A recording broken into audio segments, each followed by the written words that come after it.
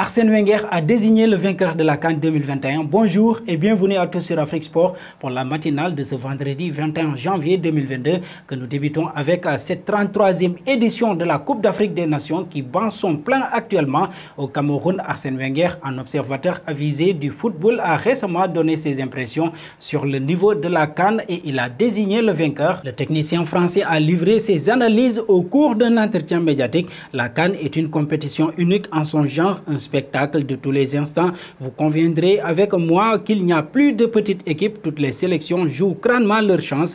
J'ai été impressionné par les équipes qui n'ont pas un fort vécu dans la compétition, comme le Malawi, le Comore ou encore la surprenante Sierra Leone. Cependant, parmi les favoris, je vois bien le Nigeria remporter cette édition. Les Nigérians ont un groupe exceptionnel et c'est l'équipe à battre. Un saut en Europe, la commission de discipline de la Fédération française de football a décidé de trancher dans le vif après les incidents entre Jura Sud et l'AS Saint-Etienne lors de leur affrontement en Coupe de France le 2 janvier dernier. Et le club stéphanois est lourdement sanctionné puisque dans des sanctions relayées par l'équipe, la commission a décidé de priver les Verts de tout parquage visiteur jusqu'à la fin de la saison. Une décision applicable aussi bien en Ligue 1 qu'en Coupe de France. Par ailleurs, le club stéphanois a également été sanctionné d'une amende de 50 000 € par la commission. Parlons du coach Conte appelé en catastrophe en novembre pour rattraper un début de saison raté. L'entraîneur italien Antonio Conte a réussi un travail fantastique et a déjà redressé Tottenham qui postule plus que jamais à une place dans le top 4 de Premier League avec une dernière victoire renversante contre Leicester 3-2 mercredi. Décidément, Antonio Conte mérite vraiment le statut de grand entraîneur.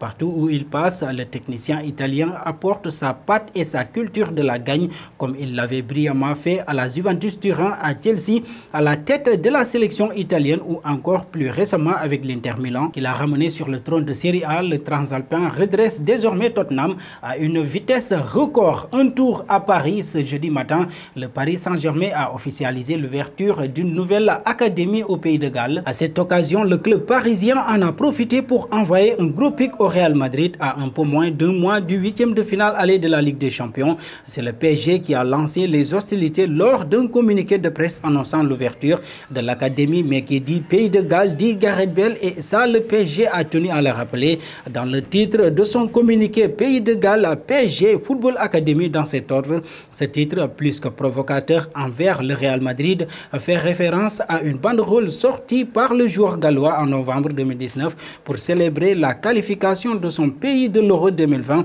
L'inscription Pays de Galles Golf Madrid dans cet ordre avait plus que fâché et indigné le club de Florentino Pérez et ses supporters peu convaincus par la motivation de Gareth Bale au Real de Madrid. Direction Manchester United alors qu'il n'a toujours pas pris sa décision concernant son avenir. D'après les informations du journal 90 Minutes, Paul Pogba n'a pas exclu la possibilité de rester à Manchester United à l'issue de la saison. L'international tricolore serait notamment attentif à l'idée du futur entraîneur des Red Devils et pourrait donc prolonger son bail.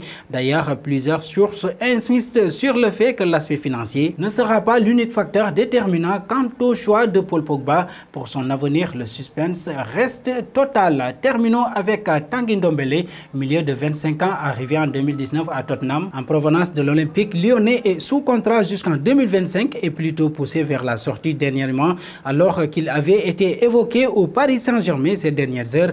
Plusieurs médias indiquent ce jeudi soir que le PSG est revenu à la charge pour un intérêt. Julien Maynard de Téléfoot et Loïc Tanguy de RMC Sport précisent que Leandro Paredes, milieu de terrain parisien de 27 ans, a repoussé l'idée d'un échange. Et voilà, chers amis téléspectateurs d'Afrique Sport TV, nous arrivons au terme de cette matinale que nous bouclons avec la question du jour lors de cette célébration de Gareth Bale pour les qualifications de l'Euro 2020 qui était l'homme du match de cette rencontre. Vos réponses seront attendues en commentaire.